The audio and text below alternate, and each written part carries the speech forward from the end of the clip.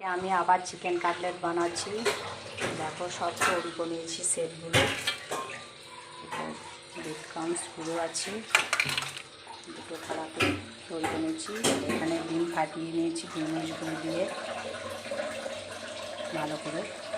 আর এখানে আমি একটা কড়াই তেল বসিয়ে নিয়েছি। আগের দিন রেসিপিটাতে পুরো কীভাবে বানিয়েছি তোমাদেরকে চিকেন কাটলেটটা আমি পুরো তৈরি করেই দেখিয়েছি, সেইভাবে আজকেও করেছি। আজকে তোমাদেরকে ফুল ভিডিওটা তৈরি করে দেখাতে পারলাম না, আজকে একটু ব্যস্ত আছি বলে।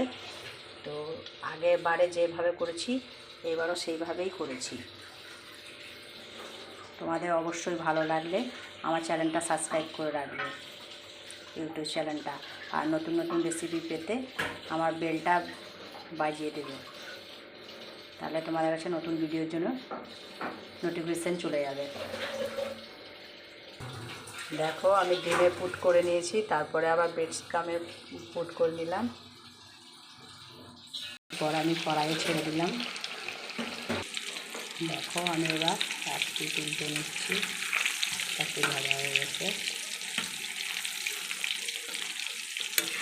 বেশি তেলে করছি বলে একসঙ্গে 3-4টা করে ছেড়ে দিচ্ছি।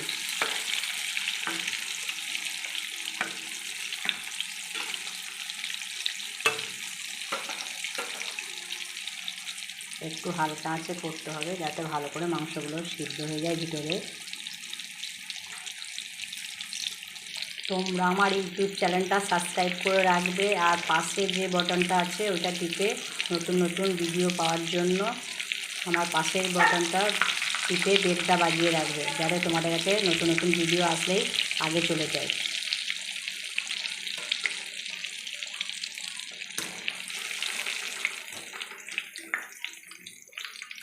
দেখো আমার চিকেন কাটলেট।